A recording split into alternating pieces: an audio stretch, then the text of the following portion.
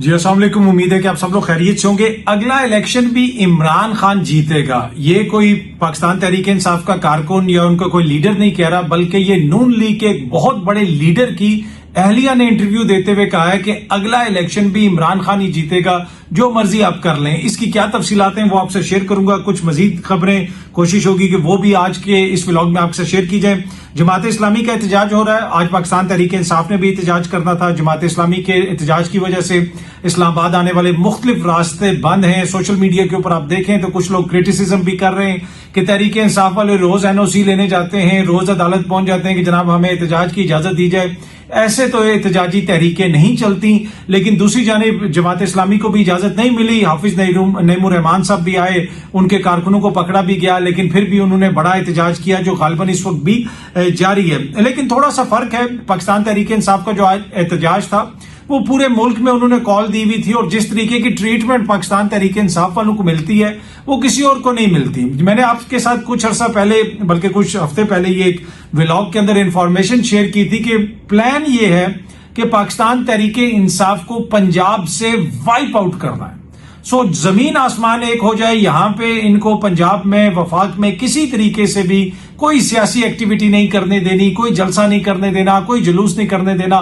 ہو سکتا ہے کہ ایک جلسے کی وجہ سے، ایک جلوس کی وجہ سے عوام جو ہے ایک دم سے متحرک ہو جائے، تو حکومت کی خواہش یہ ہے کہ پنجاب میں تحریک انصاف کہیں پہ نظر نہ آئے، کیونکہ اس وقت تحریک انصاف سب سے بڑا چیلنج ہے نون لیگ کے لیے پنجاب کے اندر۔ جب تک تحریک انصاف ہے، نون لیگ اگلی حکومت نہیں بنا سکتی۔ تو اس وجہ سے جو لوگ تنقید کرتے ہیں تحریک انصاف کے اوپر کہ جناب وہ لوگ اس طریقے سے احتجاج نہیں کر رہے، تو اس میں تھوڑا سا فرق ہے جس قسم کی ٹریٹمنٹ ان کے ساتھ ہوتی ہے۔ آج ہم نے یہ دیکھا کہ زرتاج گل صاحبہ جو ہیں، ان کے گھر پہ بھی پولیس آئی ہوئی تھی، وہ ویڈیو بڑی وائرل ہوئی۔ زرتاج گل کہہ رہی ہے میرے گھر پہ کون سی دفعہ 144 ہے، آپ لوگ ادھر کیوں آگے، میں اپنے گاؤں آئی ہوئی ہوں، اپنے زمینوں پہ آئی ہوئی ہوں۔ تو وہ ویڈیو بھی کافی سوشل میڈیا پہ چلتی رہی، اور دیگر جگہوں پہ بھی ہم نے دیکھا مختلف چھاپے مارے گئے، لوگوں کو پکڑا گیا۔ اسی قسم کا سلوک ویسے تو جماعت اسلامی کے ساتھ بھی ہوا، ہاں نہیں ہوا ویسا سلوک تو TLP کے ساتھ نہیں ہوا، بلکہ اب تو یہ بات میڈیا میں بھی ڈسکس ہو رہی ہے، ہر جگہ پہ ڈسکس ہو رہی ہے کہ ایک حلال احتجاج ہے، جو گزشتہ رات کل کے جو صبح کے ولاگ کے اندر میں نے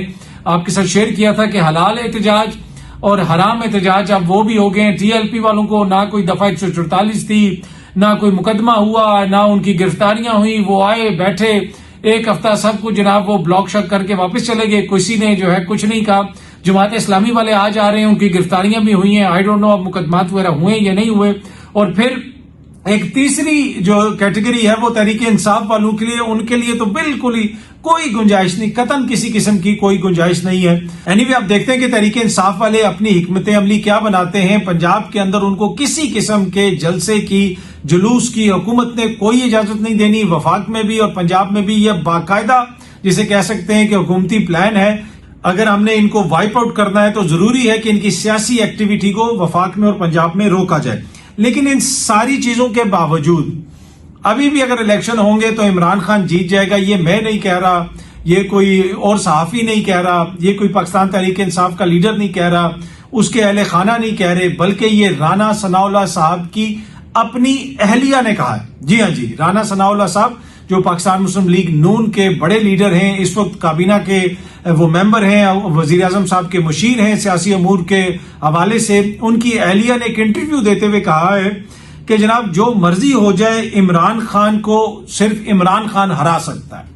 یہ وہ چیز ہے جو اپنے ولاگز کے اندر میں گزشتہ 2 سال سے آپ کے ساتھ بار بار شیئر کر رہا ہوں کہ اگر عمران خان کو کوئی شکست دے سکتا ہے تو وہ صرف اور صرف عمران خان ہے۔ وہ اقتدار میں آئیں، اقتدار میں آ کے ناکام ہوں تو تبھی ان کی پاپولیرٹی ختم ہوگی، ادروائز جو مرضی کرتے لیں ان کی پاپولیرٹی ختم نہیں ہوگی۔ اور یہی بات رانا ثناءاللہ صاحب کی اہلیہ نے انٹرویو دیتے ہوئے کہا ہے کہ جناب عمران خان کو صرف عمران خان صاحب ہی ہرا سکتے ہیں۔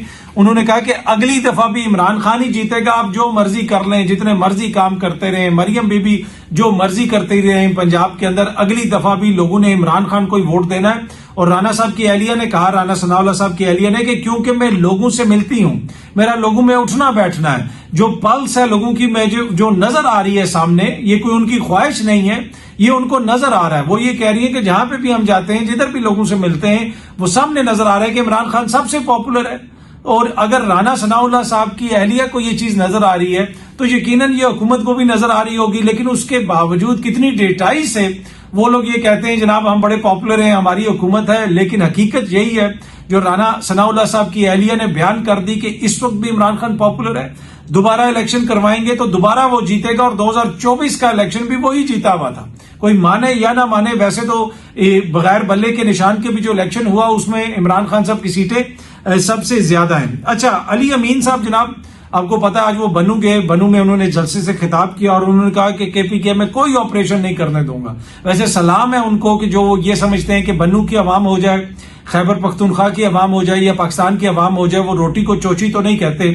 علی صاحب آپ کدھر تھے 8-9 دن سے؟ کتنے دن ہو گئے اس سارے واقعے کو؟ 1 ہفتے سے زیادہ ہو گیا۔ علی امین غائب تھا، اب وہاں پہ گیا ہے۔ جب دوسری طرف سے کہا گیا کہ جی ہم نے تو کوئی آپریشن نہیں کرنا، اب جا کے وہاں پہ علی امین صاحب کہہ رہے ہیں کہ میں کسی قسم کے آپریشن کی اجازت نہیں دوں گا۔ تو میرے خیال میں بڑا باشعور ووٹر ہے، خیبر پختونخوا کی عوام بڑی باشعور ہے، ان کے شعور کی ایسے توہین نہیں کرنی چاہیے علی امین گنڈا پور صاحب کو کہ پہلے آپ اجازت لیتے ہیں کہیں اور سے کہ میں جا کے یہ کہہ دوں اور پھر جا کے آپ کہتے ہیں جی کیونکہ اب ادھر سے آ گیا آرڈر کہ جی آپریشن نہیں ہوگا، وفاقی حکومت نے کہہ دیا ہے، تو اب علی امین جا کے وہاں پہ عوام کو یہ لالی پاپ دے رہے ہیں۔ ان کو پہلے جانا چاہیے تھا، اگلے دن، اس دن نہیں تو اگلے دن ضرور جانا چاہیے تھا، حالات کو سنبھالنا چاہیے تھا، لیکن وہ غائب رہے اس سارے عرصے کے دوران۔ اچھا جی، یہ سامنے آپ خبر دیکھیں، سینئر صحافی ہیں ریاض الحق صاحب، یہ اسپیشل کورسپونڈنٹ ہیں، غالباً 92 نیوز کے ساتھ مختلف اداروں کے ساتھ کام کر چکے ہیں، سینئر صحافی ہیں۔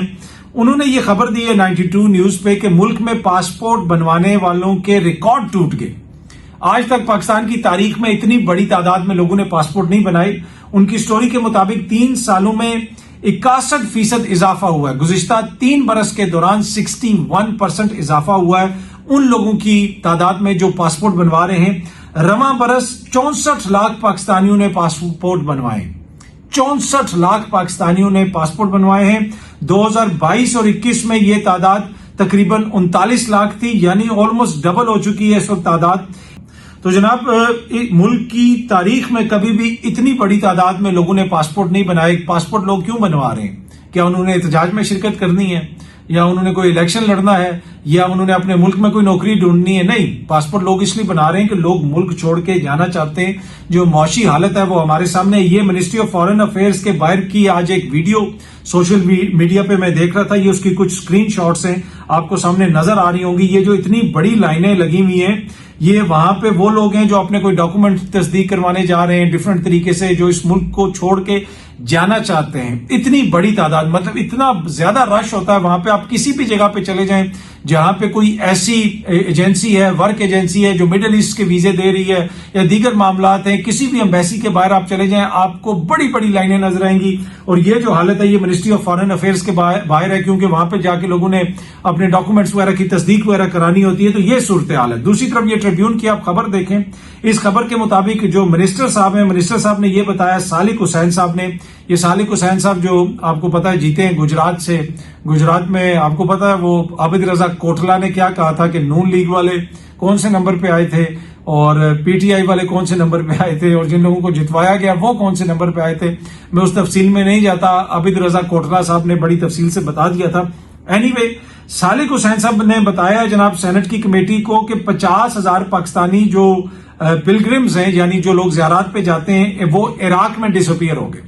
مطلب جدھر لوگوں کو موقع ملتا ہے وہ وہاں پہ ڈس اپیئر ہو جاتے ہیں، اس ملک میں واپس نہیں آتے۔ اس کی کیا وجہ؟ لوگ اپنے ملک سے خدا نہ خواستہ یہ تو نہیں ہے کہ محبت نہیں کرتے، اپنے ملک سے لوگ بہت محبت کرتے ہیں۔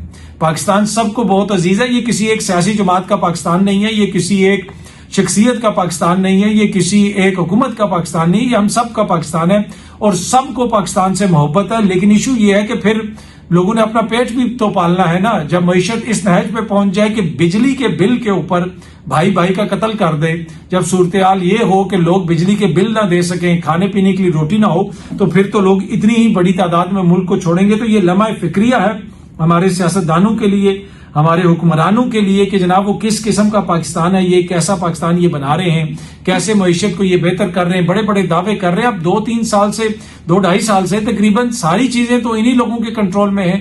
پہلے پی ڈی ایم 1 کی حکومت آئی، پھر نگران حکومت آئی، اب یہ دوبارہ یہ لوگ حکومت میں ہیں، تو کیوں نہیں معاملات سنبھل رہے؟ کیا وجہ ہے؟ کیوں نہیں معیشت بہتر ہو رہی؟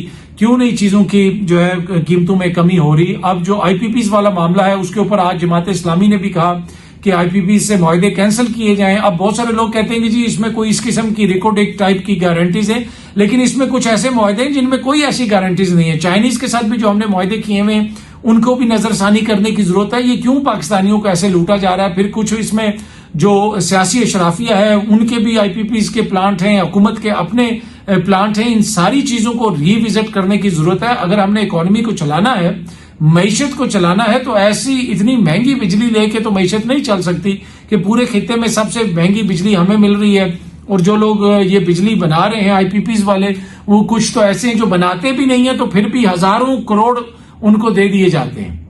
تو اس سارے معاملے کو دیکھنے کی ضرورت ہے. اگر اس معاملے کو حل نہیں کیا گیا تو یقیناً جو ہے یہ معاملہ اس نہج پہ پہنچ جائے گا جدھر میں نے آپ کو پہلے بھی کہا کہ ساری سیاسی جماعتیں پیچھے رہ جائیں گی، عوام آگے نکل جائے گی احتجاج میں. جب لوگوں کے آگے آنے والے دنوں میں دوبارہ بلز آئیں گے تو یہ بل دینا اتنے آسان نہیں ہوں گے. میں چھوٹی سی آپ کو مثال دے دوں. کل بھی مجھے کوئی بتا رہا تھا کہ اگر آپ نے مثال کے طور پہ 50,000 کی بجلی کنزیوم کی ہے تو ٹھیک ہے، آپ نے مہنگی بجلی لے لی، آپ نے 50,000 کی بجلی کنزیوم کر لی کیونکہ وہ آپ کہتے ہیں جی میں 50,000 کی بجلی خرچ کر سکتا ہوں.